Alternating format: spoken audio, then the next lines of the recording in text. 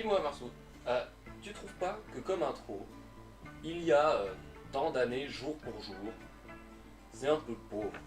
Tu crois pas qu'il nous faudrait un truc un peu plus péchu, un truc qui donne envie, une sorte de catchphrase si tu veux? Oui, non, oui, c'est vrai que t'as raison, on arrive à l'épisode 4, on n'a pas vraiment de catchphrase. Bon, bah écoute, si t'as une idée, vas-y. Ok, bon, je tente des trucs. Ouais, vas-y. Salut tout le monde, nouveau jour pour jour et aujourd'hui on va parler Déjà de... pris. Déjà pris. Ah, déjà pris. Un truc aussi simple que salut tout le monde. Ah, déjà. Bah oui, justement, vu que c'est simple, tout le monde l'a pris. Ah putain, bah oui, tu m'étonnes. Allez, Bon. tente-en un autre. Oh, bonjour et bienvenue dans Oh, le... déjà jour- pris. Ouais mais bonjour, jour pour jour, ça rime, c'est cool. Ouais, mais c'est déjà pris. Ah putain. Bonjour, bonsoir à tous et bienvenue dans... Non, sérieux? Bonsoir, je suis grand. Oh, Ah tu vas Et- avoir des problèmes, toi, c'est déjà Non. pris. Putain. Welcome to the... Oh, déjà pris. Sérieux? Bon bah je vais essayer un truc qui pousse à la... Voilà, on va essayer un peu plus simple et puis Vas-y, vas-y. un peu plus jovial. Allez, fais gaffe, parce que sinon tu vas avoir des problèmes, je te le promets. Ok. Mes chers camarades, bien le bonjour. Ok, Aujourd'hui grand, nous allons... tu l'as cherché. Qu'est-ce que... Non, bah... Allez, non, bah, allez, non, non, non, non. arrête de plagier les youtubeurs.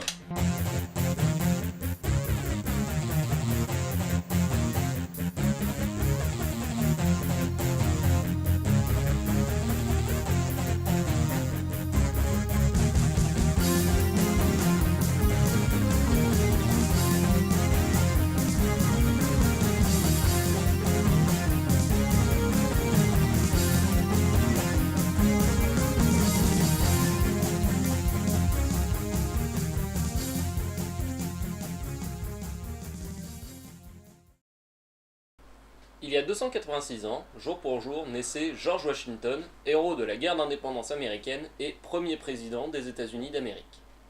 George Washington est originaire d'une aristocratie classique de Virginie. Par aristocratie classique, on entend une aristocratie qui tente de conserver ses intérêts en cumulant plusieurs rôles au sein de la société. Des rôles qui peuvent être économiques, judiciaires, religieux, politiques et militaires.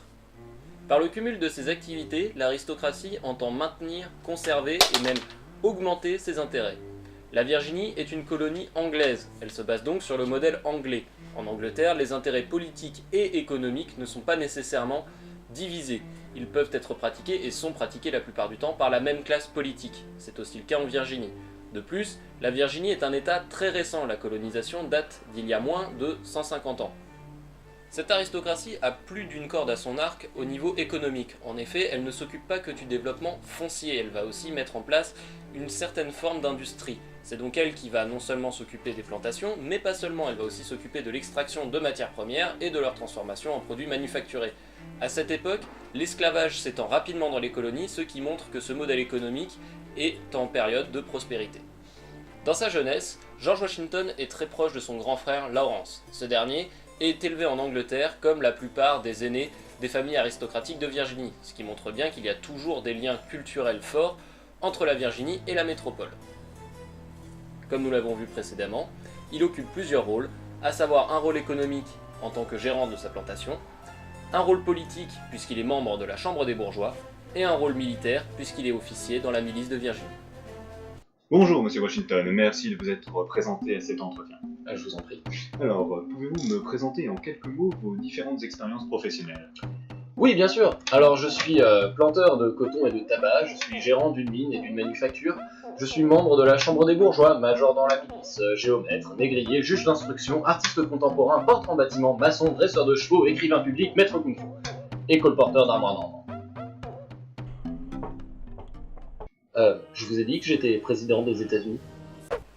Comme son grand frère, George pratique le métier des armes en étant envoyé à l'école et se passionne également pour les chevaux. En sortant de l'école, George Washington devient géomètre. Il cherche alors à quitter la propriété de Mount Vernon contre l'avis de sa mère qui en est encore propriétaire. À cette époque, la Virginie cherche de nouvelles terres vers l'ouest. Elle cherche l'extension de la frontière puisque les premières terres agricoles commencent à fatiguer et la production commence à diminuer.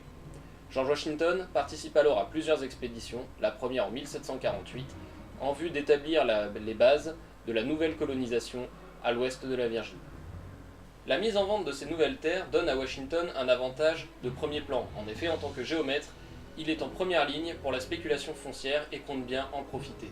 Dès 1750, il possède une propriété de 1459 acres en Virginie, sans compter la propriété de Mount Vernon, dont il n'a pas encore la jouissance. La santé de son frère, Lawrence Washington, était fragile. En 1750, George Washington accompagne son frère, dont il est toujours très proche, dans les Caraïbes pour une cure de santé de ce dernier. Il y restera 2 ans jusqu'à la mort de Lawrence Washington en 1752, période durant laquelle George attrape la petite vérole, c'est-à-dire la variole. En 1752, le gouverneur de Virginie décide de réduire le nombre de districts militaires à 4. L'un d'eux est confié à George Washington, qui devient alors major. À cette époque, les tensions entre les Français et les Anglais s'exacerbent dans l'ouest des colonies. Les Français voient d'un mauvais œil l'extension anglaise dans des territoires qu'ils entendent maîtriser. En 1753, il est le représentant du gouverneur de Virginie, mandaté par le roi pour analyser les positions françaises et anglaises dans l'ouest des colonies, afin d'éviter que la situation dégénère entre les deux nations. Cependant, cette mission est un échec et les tensions demeurent, voire empirent. Ces tensions conduisent finalement à un conflit généralisé dans les colonies américaines entre les Français et les Anglais. En 1754, George Washington est nommé à la tête d'une milice d'une centaine d'hommes qu'il doit former et préparer au combat contre les colonies françaises. Le 27 mai de cette même année, George Washington et ses hommes connaissent leur baptême du feu. En effet, ces derniers attaquent un groupe de Français et les mettent en déroute. Le souci, c'est que ce groupe de Français se revendiquera plus tard comme étant des ambassadeurs.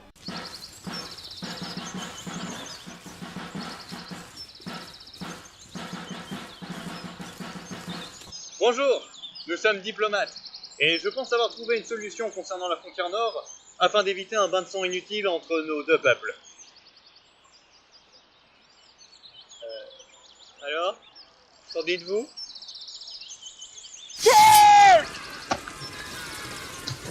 Revenez-là, petit froggy, je veux ma gloire et mes galons. Mais George Washington les décrit dans ses dépêches et dans ses rapports comme étant un groupe d'hommes armés. Bonjour, nous sommes ambassadeurs, nous venons parler de paix. Bon, le fait est qu'à l'époque, tout le monde est armé. Non mais je veux dire, tout le monde. Même le pélos de campagne reclus au fin fond des bois, il a au moins 2 fusils. C'est comme ça que ça marche à l'époque. Je crois que tu peux enlever le à l'époque.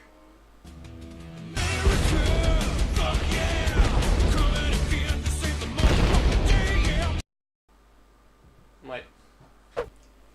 Après ce premier succès, George Washington et ses hommes sont écrasés le 3 juillet 1754 et il doit alors capituler. Après cela, de retour en Virginie, le gouverneur souhaite égaliser tous les grades au rang de capitaine, mais George Washington, s'estimant indigne d'un grade aussi bas, décide de quitter l'armée et retourne dans sa propriété de Mount Vernon, dont il prendra soin jusqu'à la fin de la guerre de 7 ans. À l'issue de cette guerre, la Grande-Bretagne est très affaiblie sur le plan économique. Elle décide donc de se refaire en taxant ses colonies américaines. Mais ces taxes sont très mal vues. Elles incitent la Grande-Bretagne à reprendre le contrôle des colonies qu'elle avait laissées dans une quasi-totale autonomie jusque-là, et les colons voient cela d'un très mauvais œil. Un autre fait important éveille la colère des colons. En effet, en reprenant le contrôle du territoire, la Grande-Bretagne empêche toute extension vers l'ouest. En effet, pendant la guerre de 7 ans, les Amérindiens ont constitué des alliés précieux des Britanniques, et ceux-ci tiennent à maintenir ces alliances en maintenant l'intégrité territoriale des territoires indiens. Mais les colons américains n'en ont pas grand-chose à cirer des territoires indiens et souhaitent plus que tout s'étendre vers l'ouest. C'est donc une source de tension très importante avec la Grande-Bretagne. Finalement, les tensions mènent à des émeutes, puis à la Révolution américaine. Les colonies commencent alors à s'organiser et à s'armer pour faire face aux Britanniques. Le 15 juin 1775, George Washington est nommé à la tête de l'armée continentale, c'est-à-dire les prémices de l'armée américaine en vue d'entamer la guerre d'indépendance. À partir de ce moment-là, George Washington demande à ce que l'on s'adresse à lui comme son Excellence le général Washington et ne se considère plus comme un simple citoyen. Nous tenons évidente pour elle-même les vérités suivantes. Tous les hommes sont créés égaux. Quoi? Comment? Égalité? Mais je me bats pour le droit de prouver que je suis supérieur à la plupart d'entre vous. Je suis son Excellence le général Washington, je suis pas un simple citoyen. Je suis plus riche, plus fort, plus beau, j'ai une plus grosse propriété. Vous êtes des larges jalouses de mon succès, vous êtes tellement proches de mes pompes que vous ne pouvez que me les cirer. Je suis au-dessus de vous tous, je vous dépasse, je vous dépasse. C'est quoi ce bruit? Je crois que c'était les chevilles de Washington. George Washington n'hérite pas d'une armée professionnelle, il s'agit du regroupement des milices de Virginie et potentiellement d'autres colonies alentours. De ce fait, il dispose de troupes qui sont mal équipées, mal entraînées et surtout très indisciplinées. De ce fait, George Washington ne lance pas l'offensive tout de suite contre les Britanniques, il préfère jouer la prudence.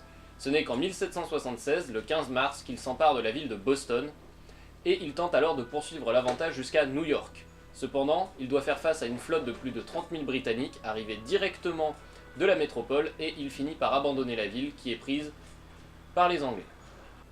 En 1777, l'Angleterre reprend l'avantage et George Washington est battu le 11 septembre devant Philadelphie. A partir de là, il se replie dans le campement de Valley Forge qui devient l'un des lieux célèbres de la Révolution américaine. C'est dans cette période que l'aide française commence véritablement à compter. La période est difficile pour les révoltés et la France envoie de l'argent, des vivres et des armes, ainsi que des officiers pour aider à former l'armée américaine. Parmi ces officiers, l'un d'eux est déjà présent depuis 1775, il est parti dès le début de la Révolution en sachant que la couronne s'y opposait. Il s'agit du marquis de Lafayette, qui est, dès l'époque de Valley Forge, un grand ami du général Washington. Finalement, grâce à l'arrivée des Français, les Anglais sont enfermés à Yorktown et doivent se rendre en 1781. C'est à ce moment que la Virginie échappe au contrôle anglais, malgré le fait qu'il reste des affrontements résiduels. Le 23 décembre 1783, George Washington, devant le Congrès, renonce à ses pouvoirs en tant que général de l'armée continentale. Il retourne alors dans sa propriété à Mount Vernon, où il possède alors une centaine d'esclaves et la propriété, bien qu'ayant connu des difficultés du fait de l'absence de son propriétaire, se porte plutôt bien. C'est à cette période que George Washington prend une décision concernant l'esclavage. Il ne libère pas ses esclaves, mais fait le vœu de ne plus en acheter et se dit largement en faveur d'un projet visant à terme à abolir l'esclavage. On peut y voir une influence de son cher ami Lafayette, profondément abolitionniste, mais aussi l'influence des sphères maçonniques que George Washington a rejoint alors qu'il avait 20 ans en 1752. Attends, George Washington, c'est un franc-maçon? Oui, mais attends, les francs-maçons, c'est pas ce que tu crois, hein. Les francs-maçons, c'est plus une sorte de cercle d'intellectuels haut placés qui maintiennent leurs discussions secrètes parce qu'ils parlent de choses confidentielles entre eux, mais parce qu'ils sont importants. Voilà. Donc, rentrez pas dans des délires, on se calme. En 1785, George Washington est élu président de la Compagnie du Potomac. C'est une compagnie commerciale qui cherche à développer le commerce en Virginie de par le fleuve du même nom. Dans ces années-là, son image est énormément diffusée. On a des portraits de lui qui sont recopiés et vendus en Europe et dans les anciennes colonies. Dans ce qui était auparavant les colonies britanniques en Amérique, tout n'est pas réglé et loin de là. On a des émeutes qui éclatent, des émeutes antifiscales, il y a des tensions entre les États, les assemblées des États se réunissent peu et surtout elles ne se rencontrent pas. En 1787, il est élu à la tête du Congrès chargé d'élaborer la Constitution qui est finalement signée en septembre de la dite année. George Washington a pour projet de faire des USA le grenier du monde, c'est-à-dire d'en faire un centre d'exportation de matières premières. Le 4 mars 1789, George Washington devient le premier président des États-Unis. Il prête alors le fameux serment sur la Bible le 30 avril. Il prend Thomas Jefferson pour secrétaire d'État. Le gouvernement déménage d'abord de New York à Philadelphie, et en 1793, George Washington lui-même pose la première pierre du Capitole. Lors de sa présidence, George Washington cherche à consolider le système fédéral. Il règle aussi les divisions qui l'opposent aux nations indiennes, qui étaient des alliés des Anglais durant la guerre d'indépendance, et qui se sentent menacés par la poussée des colons vers l'ouest. En 1795, c'est la signature du traité de Greenville, avec 11 nations amérindiennes qui abandonnent alors leurs prétentions sur l'Ohio et l'Indiana. Cette même année, c'est la signature du traité de Londres, qui met fin au dernier contentieux opposant la Grande-Bretagne à ses anciennes colonies. George Washington quitte finalement la présidence en mars 1797, il revient à sa plantation de Mount Vernon, où il décède en 1799. Pour terminer la vidéo, j'aimerais partager avec vous une petite anecdote. Trouver des sources sur un personnage historique célèbre comme George Washington, c'est facile. Trouver des sources objectives sur un personnage célèbre comme George Washington, c'est moins facile. J'en veux pour preuve cette lecture de la 4e de couverture du livre George Washington par Liliane Kerjean, que l'on a utilisé pour faire cette vidéo. Riche planteur, militaire brillant, administrateur habile, George Washington, 1732-1799, ne cesse d'avancer sa vie durant avec l'œil du chasseur et la prudence de l'arpenteur, ne rejetant jamais la pompe du geste symbolique.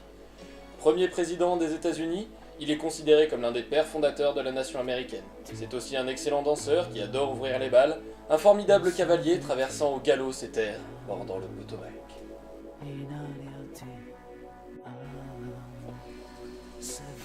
Arrête ça. Et c'est ainsi que s'achève cet épisode sur George Washington. Bon, bah on a fini, hein. Ouais. On a plutôt bien travaillé. Claire. On fait un café? Café. Allez, café.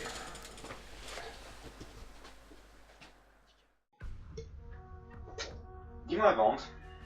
Est-ce que tu penses pas que les gens risquent de s'exciter de savoir que George Washington c'était un franc-maçon? Oh, tu sais, Marsou, je pense avoir bien compris ce qu'est Internet. Ah ouais? Ouais. Internet, c'est la plèbe. Les gens recherchent l'exotisme, les gens recherchent l'éphémère. Et finalement, une fois la vidéo terminée, c'est presque comme s'ils n'avaient rien appris, parce qu'ils arrêtent de réfléchir.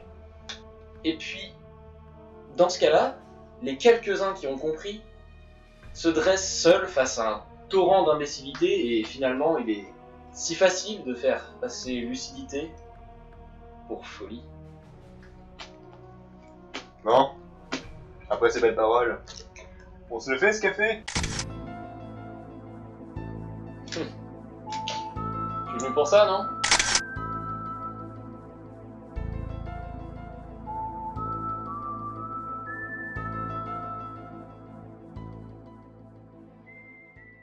Politicians are put there to give you the idea that you have freedom of choice. You don't. You have no choice. You have owners. They own you.